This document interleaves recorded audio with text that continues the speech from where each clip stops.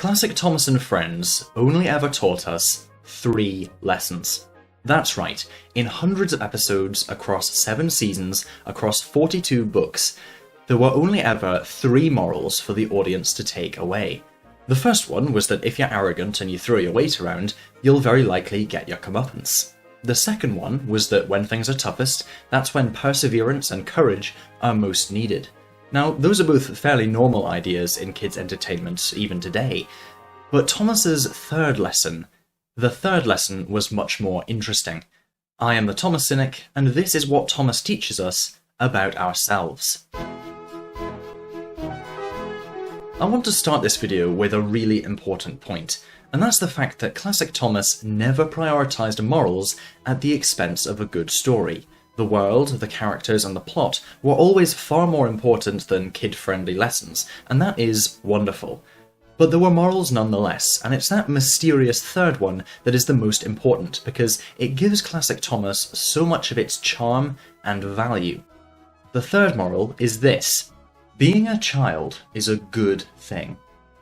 Now, where am I getting that from? Well, it seems to me that the Railway series is all about wonder. The wonder of steam trains, obviously, but also just that bright-eyed sense of excitement, which so many of us lose as we get older. This carried forward into the TV show. We talk a lot about the darker episodes of Thomas, which dealt with fairly mature themes sometimes, but there's also just a joy pervading the whole show, in those stunning backdrops or the cutting but harmless banter.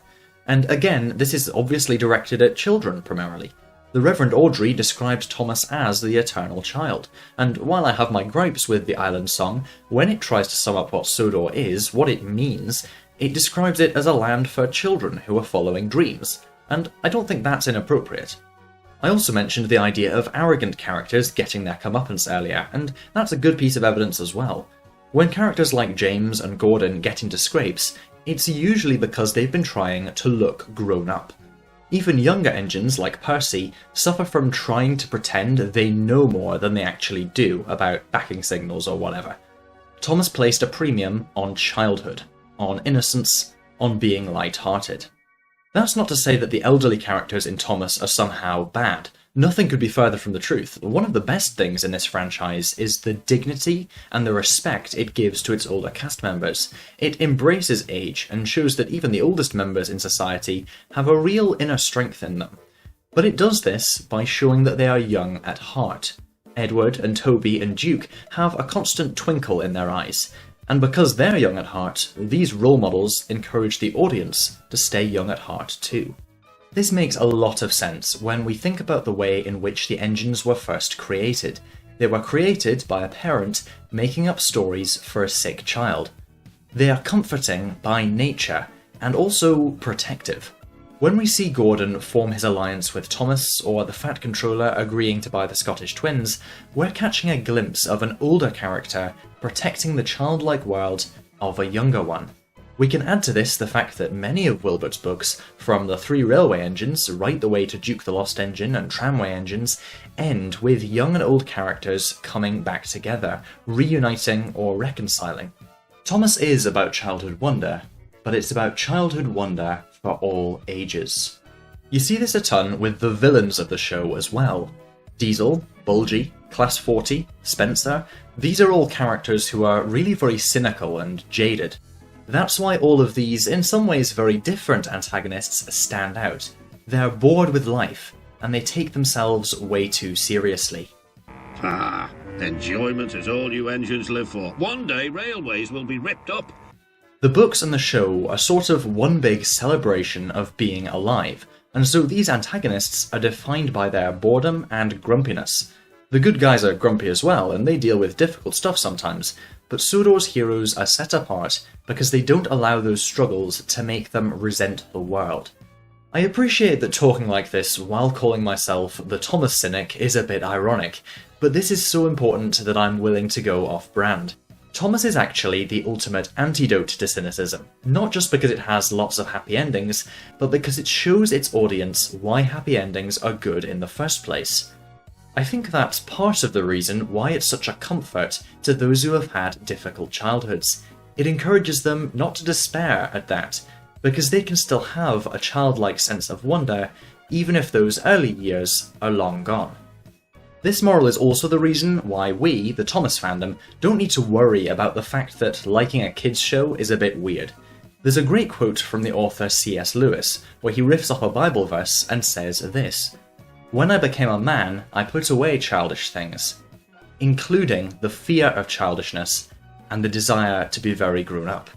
Thomas is perhaps the best expression of this idea I have ever seen. This wonder in the world of Sodor goes beyond nostalgia for us too. I didn't grow up with the classic seasons, but I feel this connection to them. That shouldn't be frowned upon, that should be celebrated.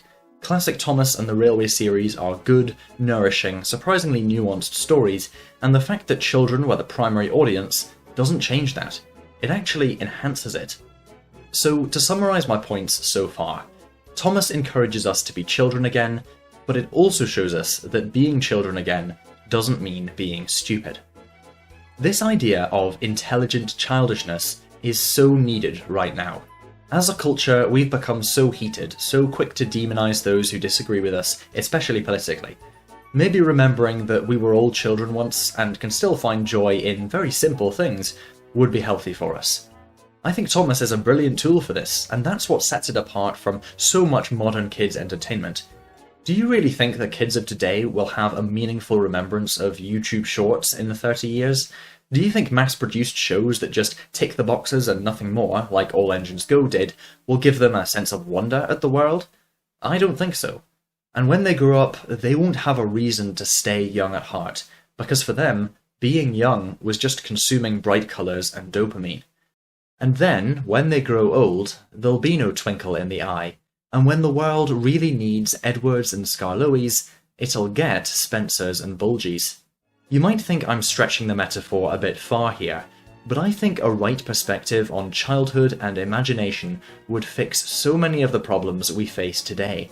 While it wouldn't fix the world, and I'm sure the Reverend Audrey would have laughed at the idea of anything that wasn't divine doing that, it would help us see what's worth fighting for. To face our future honestly, we need a connection with our past, and modern media is not great at fostering that connection. But 30 years on from the days of classic Thomas, we do have that deep connection with the island of Sodor. So for goodness sake, let's take a stand. If you have kids that take an interest and a role in what they're watching, if you're a creative person, create this kind of art that is both innocent and thought-provoking. If you're just a random person on the internet, remember that people who speak too quickly or without thought for the feelings of others often end up barreling into tar wagons or through station walls, figuratively speaking. These are simple lessons, but they're the lessons Thomas taught us, and I will be forever thankful to Wilbert, to Britt, to David and the rest for teaching them to me. I've been the Thomas Cynic, and thanks for watching.